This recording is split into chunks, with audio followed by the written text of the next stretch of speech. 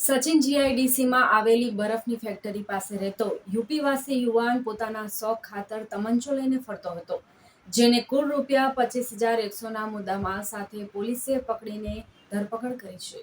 Sachin GIDC વિસ્તારમાં ઘાતક હથિયારોની હેરાફેરી થતી હોવાની બાતમીના આધારે પીઆઈ કે ગોહિલની સૂચના મુજબ સર્વેલન્સ સ્ટાફે બરફ ફેક્ટરી પાસેના મહાલક્ષ્મીનગરમાં રહેતા શશિકાંતસિંહ ઉર્ફે સોનુ જયસિંહ કુર્મીના રૂમ પર છાપો માર્યો હતો.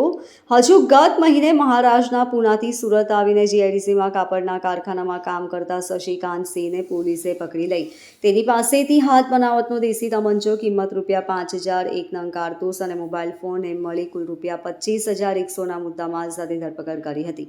શશિકાંતસિંહ પોતાના વતન ઉત્તર પ્રદેશથી તેના સગા કાકા પાસેથી તમંચો લાવ્યો હતો. સચિન જીઆઈડીસી પોલીસ સ્ટેશનના ડિસ્ટાફને એક અંગત બાતમીદારથી બાતમી હકીકત મળેલી હતી, જે આધારે એક ઈસમને દેશી હાથ બનાવટના તમંચા સાથે પકડી દીધેલો છે. તમંચા સાથે એક જીવતો કારતૂસ પણ મળેલો છે અને એક મોબાઈલ ફોન પણ મળેલો છે.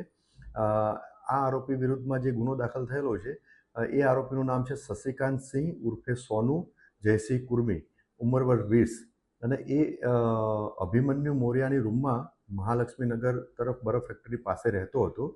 આ મૂળ જે વતની છે ઉત્તર પ્રદેશનો છે, ગામ કોપા અને જિલ્લો ચિત્રકૂટ, મૂળ ત્યાંનો રહેવાસી છે. છેલ્લા 15થી 20 દિવસથી અહીં આવેલો હતો અને એ ફક્ત શોખ માટે એને આ તમંચો રાખેલું એવું પ્રાથમિક પૂછપરછમાં જણાઈ આવેલ છે. અને આ તમંચો ક્યાંથી લાવેલો, કોની પાસેથી લાવેલો એ હાલમાં જણાવતો નથી, પરંતુ એવું જણાવે છે કે યુપીથી એ આ તમંચો લઈ આવેલો હતો અને કારખાનામાં છૂટક મજૂરી કરતો હતો. પ્રાથમિક પૂછપરછમાં વેરીફાઈ કરતાં એવું પણ જાણવા મળેલ છે કે અગાઉ આ જે તે લગભગ 1 વર્ષ પહેલાં એના વતનમાં લૂંટનો ગુનો દાખલ થયેલો હતો, એટલે ક્રિમિનલ એન્ટિસિડન્ટ પણ આ આરોપી વિરુદ્ધમાં છે. હાલમાં ગુનાના કામે પોલીસ કસ્ટડી રિમાન્ડ મેળવવામાં આવેલા છે અને 1 દિવસના રિમાન્ડ મેળવેલ છે. પોલીસ કસ્ટડી હેઠળ હાલમાં આરોપી છે, એની વધુ પૂછપરછ પણ ચાલુ છે. અહીંયા એ કારખાનામાં જે ડાઇંગ મિલ જે છે એના કારખાનામાં છૂટક મજૂરીનું કામ કરતો હતો. Bureau report LK star news, Surat.